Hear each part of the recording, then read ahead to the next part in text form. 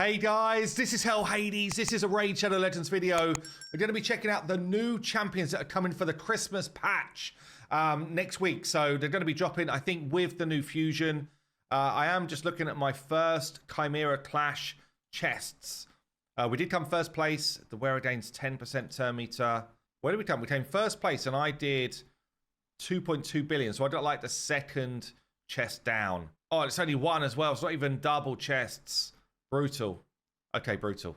So let's jump on the test server then. Let's have a look at the new champs. So this is going to be a normal fusion, which means that you're going to have 16 rares to collect that get forged into or fused into 4 epics that then get fused into Lady Noelle. So first things first, let's check out the new rare. Are they going to be a good addition to the game? At this point, you know, Raid is a long way back from where it was. Like, there was a day where a fusion, you'd be looking at the rares thinking these could really be adding some value to my account.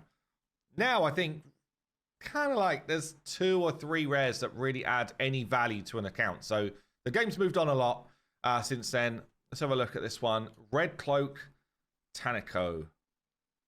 I mean, she's not hiding, is she? If she's meant to be a ninja, I think she's standing out a bit much. Maybe that's because she's so badass. Kind of like the way she's just got the weapon there holding like that. It's kind of cool. I'm not sure about the combo, honestly.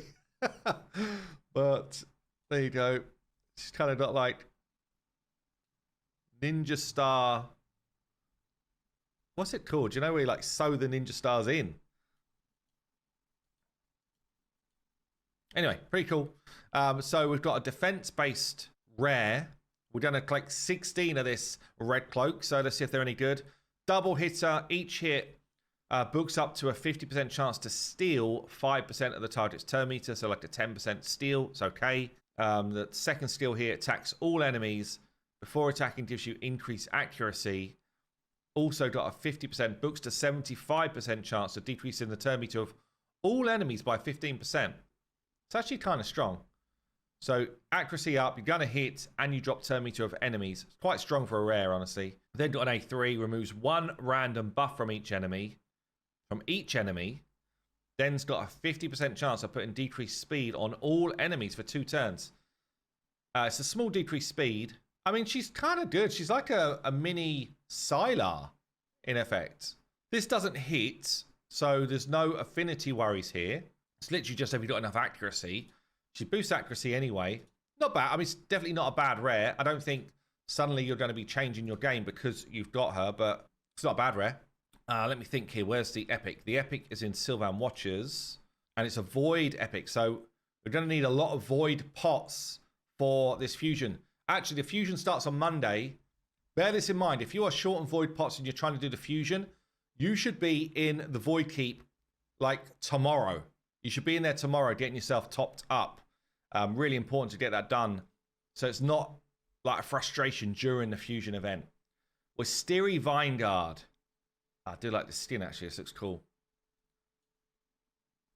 Got a kind of outfit made out of vines or leaves. Looking pretty fierce. Cool quiver. Yeah, looks nice. Looks cool. So what's going on? Reasonable speed, decent attack, 1300 attack-based void epic. Double hitter, each hit 50% boosts to 75 chance of placing weaken. So basically you're placing weaken every time on that A1, and it's a double hit. Attacks an enemy will ignore defense and strengthen, as well as 20% of the target's defense. If this attack kills someone, increases the duration of all buffs on this champion. This books to a 3-turn. There's probably a decent chance this will kill someone. Ignoring increased defense buffs and strengthen, and ignoring 20% of the target's defense. I mean, that's solid. Like, you're going to be hitting hard against, certainly PvP anyway, enemies with that. Also, self buffs increase attack and crit damage on a 4-turn and goes again. So self buff into the 1-shot, but it's all single target stuff. So literally one and done type of vibe. We've got passive here, increases this champion's attack by 10% for each enemy with 50% or less HP, up to 50. So she could end up having a base 50% more attack, plus the buff, plus ignoring defense. I think the A2 is going to hit really hard. I don't know, though, that means that she's going to get much playtime because, you know, where are you going to use her, honestly? Is she kind of being thought of for the Chimera? Maybe? Like ignoring defense and stuff. It's not like he put strengthen and increased defense on. Don't know, really. I think it's a kind of a bit of a filler champ. It's not... So the rare and the epic, I don't think it's like, oh, get these because they're going to be better than the fusion. It's not that sort of vibe for me. Right, let's look at the other ones that are being added to the game. So we know about Lady Noelle. I'm going to do a separate video on her tomorrow, just checking out some of her kits. But she's the fusion. I said it in my video yesterday. Lots of people, lots of other content creators absolutely loving this champion. My initial take was that I don't. So I'm going to do a full video on her tomorrow just to make sure that I'm not missing something that you guys should be seeing. High Elves, High Keeper, Prisma. So these are just additional legendaries now that are coming into the game. This like see-through shield thing. That's good work. Not going to lie. That's actually very cool. I do like that. Damn. That's good work. Looks pretty cool as well. Yeah, nice. Very cool. So what we got? Support champion, quite fast, 103, decent stats. Double hitter on the A1. Each hit's got a chance to stun, goes up to 50%. After attacking, transfers all debuffs from the ally with the most debuffs to the target that he hits, but not like anything that's going to be crowd control. So this is interesting. It could end up being, I don't know if it works on himself. If it does work on himself, it could be a really good, like, hard dragon, transfer debuffs back type of vibe. Pretty cool, though. Actually, really strong A1. A2, attacks an enemy. Before attacking, removes all buffs from the target. The ally with the highest crit damage will team up and join the attack. So your nuker's coming in as well. What's this on a 3-turn? The ally joining the attack will use their default skill and ignore 35% defense. Ooh, that's interesting. Just wondering, like, if that was the dude with the big A1, Cupidus. If that was a Cupidus doing AoE hits, ignoring defense as well, it could end up being pretty juicy, you know. This is a crazy skill. If the enemy is killed by the ally joining the attack, activates instant turn on the ally. Wow. This is crazy. Imagine this dude with a Phoenix. Phoenix coming in. Does remove the buffs first, though. But, yeah, Phoenix coming in, one-shotting someone, and then just going. And the one-shot blocks revive. Ouch. Wow, this skill is actually nuts. Okay. The A3 revives one dead ally with very high health and high turn meter. Puts increased attack and veil on the ally on a 4-turn. So very focused on one-person stuff, but pretty interesting kit. And then a passive hit. At the start of this champion's turn, 40% chance to remove any block debuffs from each enemy and replace with block buffs. Wow, it's crazy as well. 40% chance to remove any buffs positively affecting stats and mirror them with the negative as well. 40% chance. God, this champion's going to be crazy for like live arena. This is a really interesting new champ. Okay, right, let's check out the other ones. So we got an Orc, Bells. The tongue is out. The unnecessary tongue. Yeah, so this is like the Christmas, like festive one. Got the eyeball just doing work on the back. I like it. Very cool touch. Yeah, looks good.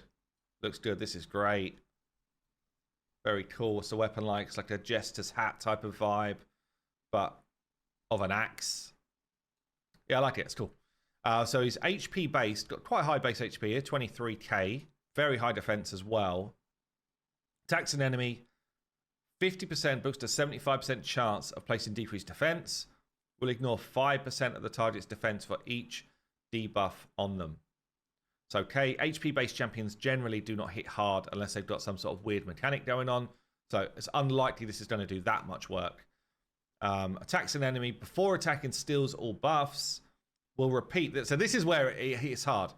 Will repeat the attack against all enemies if the initial target is under leech.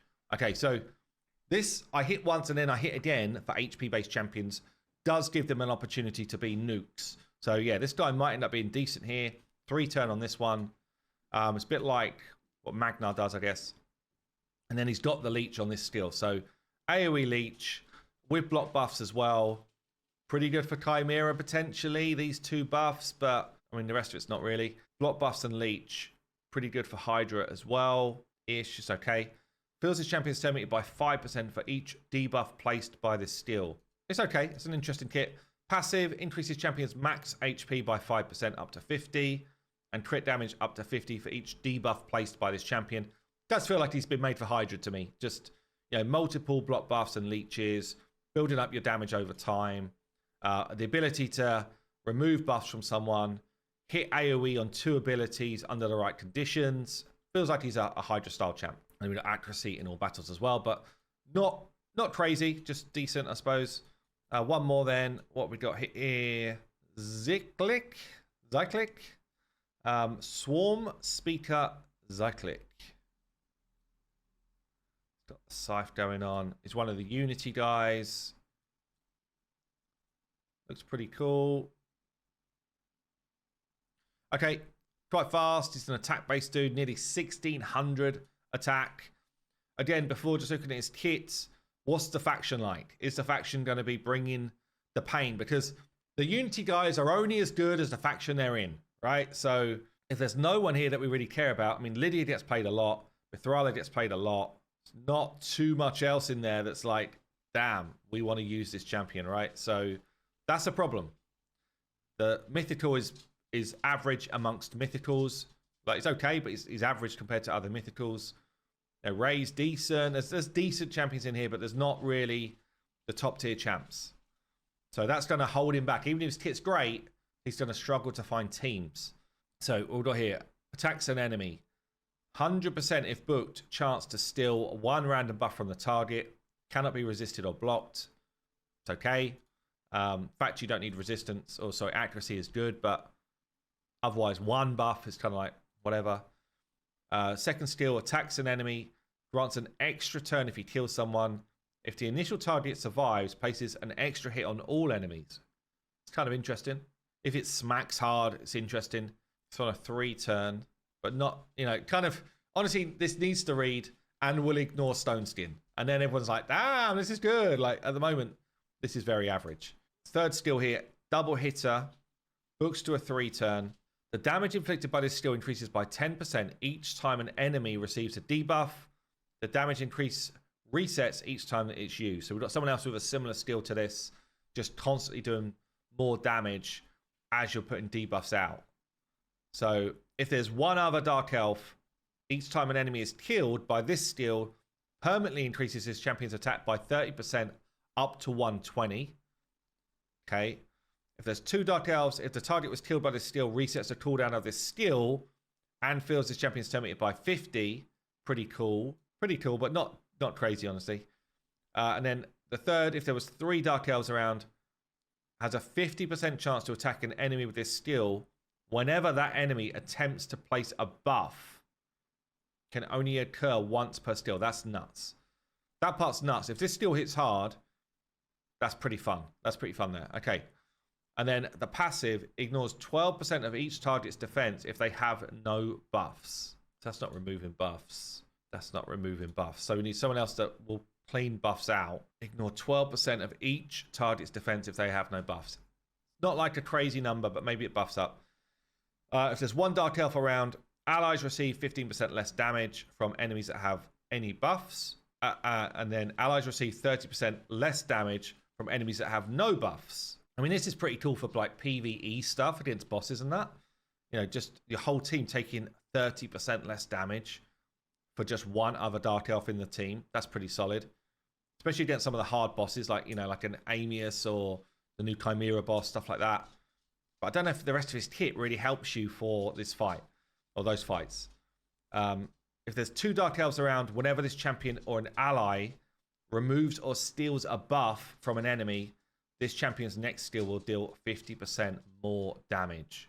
Whenever this champion or an ally removes or steals a buff from an enemy, he then does 50% more pretty solid. Like, who is doing that on this team? Who's stealing buffs or removing buffs in this faction? Other than him. His A1 does, obviously, but who else is doing it in this faction? Steal or remove buffs. I'm not really seeing it. Like an obvious, yeah, this is the one coming in. Ray kind of takes buffs off with a nuke on her A3. Who else is doing it? I'm not seeing like an obvious, oh, I suppose you've got Madame and Rian. They're both epics that would do that job actually very well. Yeah, maybe. Interesting. Okay. And then the third one, if there's 3 Dark Elves around, at the start of each round, places block buffs on all enemies for a turn. This cannot be resisted at the start of a round. There's a little bit of like counter synergy here. Like you want someone to actually remove a buff from the enemy because you get a 50% damage pump, but you're stopping them taking buffs and that cannot be resisted. So when this happens against a wave of enemies, say it's 4 enemies, you are getting a straight 40% damage increase here. It's a weird kit. It's one of those ones where it's like we need to see this guy in action to properly get a feel for how strong he is. But my gut feel is that he's a bit of a gimmick rather than, you know, someone that could come in and be a meta type champ. Speed in all battles and accuracy for Dark Elves in all battles. Don't know. Let me know what you think of this guy. Is he up there with some of the other Unity style legendaries? You know, some of them are pretty damn powerful. Is he in that camp, or do you think he's a gimmick? Or do you think he's just waiting for the right pairing to come into, you know, the faction to really excel? So look, that's going to be it for today's video. Some pretty powerful new champions coming through. Not so sure about the fusion dudes. I think the rare and the epic are kind of average at best. But yeah, that's going to be it. And I will see you in the next one.